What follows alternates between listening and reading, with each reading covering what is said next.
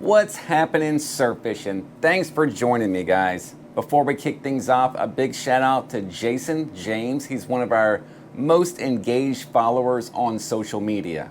Jason follows our Panhandle Salt surf fishing page. He follows our Reel to Meal Catch, Clean, and Cook page. I see him interacting in all the different groups. Jason's a very supportive and dedicated surf angler right here in the Perdido Key area. What's Happening Surf Fishing is a weekly podcast we're uploading here to YouTube. Our main goal is to feed off of the comments section. What do you guys want to learn about?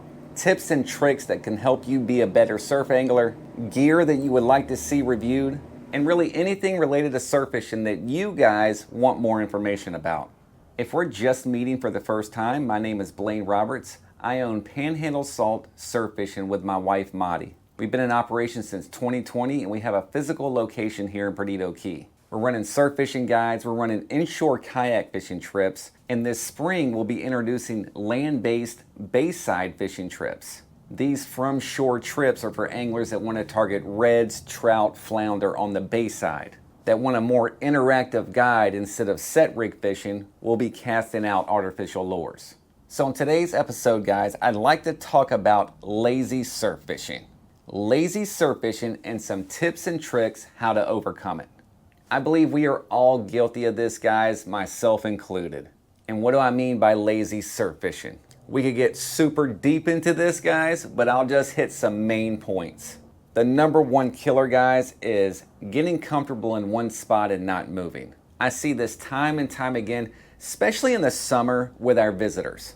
And it's understandable, right? You're here for a week, you got your family with you, you have this condo you paid a lot of money for right on the beach. So you get up early, you go claim your spot out there in front of the condo, you mark off a large section to bring in your family when they get out of bed, and you set in for the day. Now what's happening in front of that condo as the day progresses is more and more bodies start getting on that beach.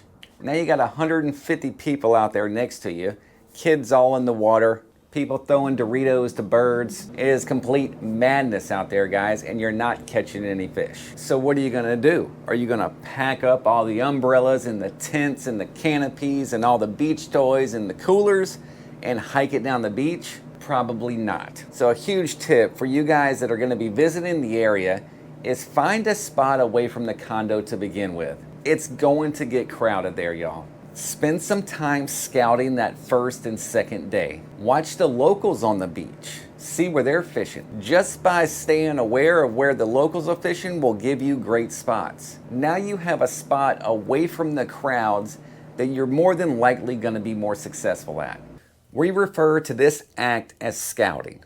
We are scouting our area, we are scouting our surroundings for the benefit of the day. I strongly suggest doing your scouting before the actual trip, but not all of us have that luxury. Getting back to my locals here, a lot of us work full time. Maybe we live 30, 45 minutes, maybe even an hour away from the beach, where we can't just run down here on a Wednesday to check things out. Try to avoid picking your beach on the way to go fishing.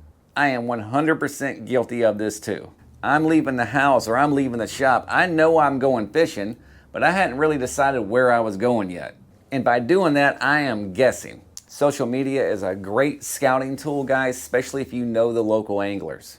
I can scroll through social media and see an angler in the area that's having some success, and I can pot lick that guy right from my phone.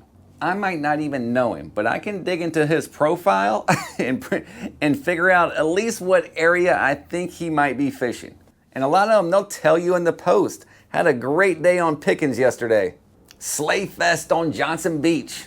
Us surf fishermen love showing off our catches. A lot of times we will post that catch while we're still fishing. Look at the date and time that post was submitted. That'll give you a good idea if it's been an afternoon or morning bite. Pay attention to those things. If you see a post that comes in at 8 p.m. and it's a bright and sunny background, obviously that angler didn't catch that fish just now. I look for all kind of details in the backs of those posts, guys. Buildings, where the sun is, who else is in the picture. That is scouting. I am scouting for my next trip out. So if you are going to be visiting this area, you can watch my social media and you'll know what's being caught. If you're a local, just come by the shop and ask me. I am not scared to give away locations, tactics, bait. There's enough fish and spots out there for all of us, guys.